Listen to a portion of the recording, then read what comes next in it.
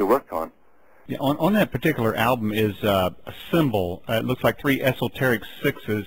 That symbol is also in the opening jacket of the New King James Bible. Have you seen that symbol, and what does that mean? It's the key to who the deity you're worshipping is. If you understand, and I put it in one of my books, free for sale, Cutting Through. And these, by the way, I make these books myself because I couldn't get any publishers to publish them because they're all Freemasons. I show you the Kabbalistic. See, the English language was created to contain all of the codes of Masonry. And Francis Bacon wrote about that in the 1500s when he said, we are now creating the new international language of the future, which we shall call English. And I write the numbers down from 1 to 9 and show you the letters beneath them. And 666 comes out as F-O-X, Fox. But it also comes out holy, holy, holy. So holy, holy, holy is 666. In Revelations, you find out who your real deity is, because as the cherubim go around, they say your name is holy, holy, holy. Yeah, and so, are you suggesting that when they're saying holy, holy, holy, they're talking about the dark side? That's right. Everyone's worshiping this thing as the good old Jehovah guy, and now you know Jehovah's other name. Do you believe in the existence of God, Alan? Nothing that man's been given. Nothing that man's been given, no. Okay, well, in the form of whatever that being is, where does it, for lack of a better word, reside? I think it's through a seeking, a connection is made to something beyond all of this. It's beyond all of the man-made control things. It definitely exists, because when you're on a search, a true heart-rending search for truth, you connect with something beyond all of this, which clears your mind. It brings information almost in bursts until your mind suddenly understands so much so quickly you feel alive for the first time maybe in your whole life. And then it will cut itself off again while you digest that material. But you change with it, and you know it's not coming from any evil source, and it's giving you insight into the system and the evil which does prevail in this world, yes. Do you believe that, well, I guess let me rephrase that, where do you believe the substance for the known universe came from? That could take a lot of thoughts, that one, because there are so many theories on it.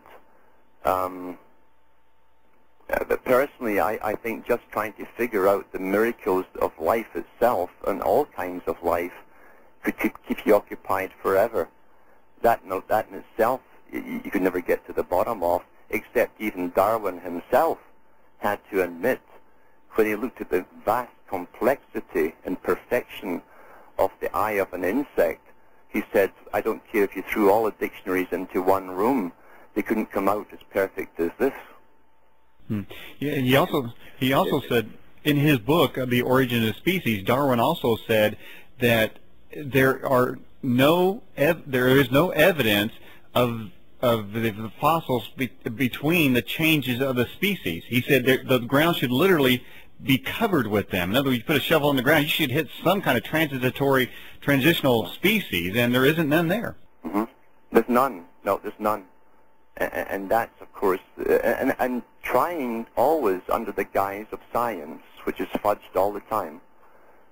They try and convince us with the latest find, and they find a tooth, and out of that tooth they give you a drawing of a guy who's 6'4" and it looks like an ape, and probably had sex 3 times a week, and so on. I mean, utter nonsense, you see, to try and validate this religion that they have, because it's a religion of evolution. And that is the high Masonic religion, evolution. It's Hinduism at its most basic, actually. Are you familiar with the Masonic plaque at the base of the Statue of Liberty? I haven't really seen it, no.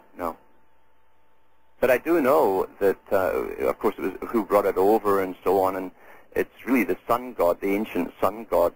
You'll find the same one, and I've got the picture in my book, when the ancient nobility had the island of Rhodes in the east. That was their center for commerce and power, and they built the Titan statue of the sun god with the same spikes coming out his head. He also had a torch, and so on. So they use the same symbols down through the ages. Does that symbol of the Statue of Liberty and symbology, as you might term it, does it cast any sort of spell over the country? It does. Number one, as you come in, it's telling you this is an occultly run society. And it's the same ancient occultly run society for thousands of years. It's the same symbols, the same descendants who ran the ancient world through power, money, wealth, and so on, run this country too. So you would say there's no coincidence the fact that the Pentagon, the strength of the United States, is in the form of a pentagram? Oh, absolutely not. Absolutely not, no. I mean, your whole country was the first more openly occultic country for hundreds of years. I mean, Britain used they used the lions and so on, these types of things. But the U.S. used the originals. They came out with the obelisk for Washington, a brand new one, by the way, because that was his apotheosis to godhood. That's what that meant. He was raised to godhood as the highest Mason. Mm-hmm. What about Canada? What's your guys' claim to fame for occultism? Oh, we have it in more subtle ways, because Canada was modeled after being part of the British Empire. Although they have the Parliament building a little similar to the Parliament building in England, where you'll see the little pyramids on top of the roofs right across it. You'll see the vagina-shaped opening of the doors, meaning it's also a temple and a church. It's a Masonic temple. And you'll see the obelisk, which is the time clock built onto the box. That's your obelisk. That's your Big Ben of Parliament. And it has the time clock on it because that is their agenda. They are the masters of time. They write the histories in advance. So it's all there.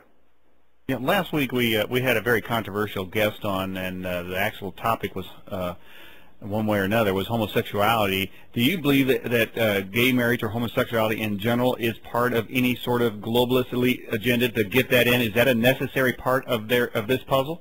Yes, the history of this this part of the agenda started back in the 60s with the lesbian movement, who I used to scratch my head wondering why lesbians were in the streets championing women's right for abortion. You know, why would the lesbians be doing this? Until you find the associations that controlled the lesbian associations. And again, that went to the High Eastern Star section for them, the women's group of Freemasonry. And so they were used, and then the lesbian groups were the ones who had to champion the male homosexual movement to come out into the open. And so I saw a plan in progress then, and I knew it was not for the benefit of the lesbians or the homosexuals. What is to be is when they bring in the marriage, etc., of homosexuals and lesbians, is to bring what was a static system into flux, so nothing is normal. For something to be normal, it has to exist for a little while, and when you change it, you have something to compare it to. But once they get you into flux and culture goes into flux, then there's nothing to compare normality to. And when that's happening, they'll bring the new types of humans out, which will be genetically altered humans. That's the purpose of it. They don't care a darn about the homosexuals or the lesbians. Alan, why don't you go ahead and talk a little bit about your website? We want to make sure you get that in. Yes, well, I've got a webmaster called Jason in the States who put that up for me, and it's called Cutting Through the Matrix. I was just going to call it Cutting Through, but I added the matrix to it because we are in a matrix system, and we're adding to it slowly. There are some things you can listen to at other shows. You can listen to it on it. There's one I did last week, and I'll be doing again tomorrow night from Vancouver. It's called Eye on the Future.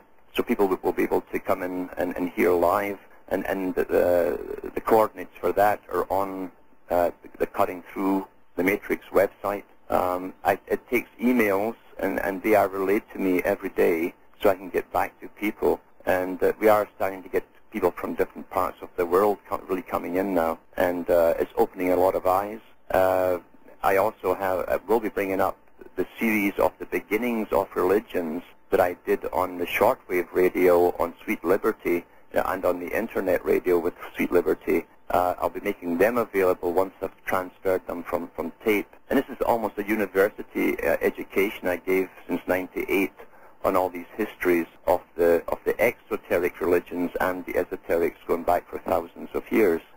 They should be made available soon, so if you keep watching the website,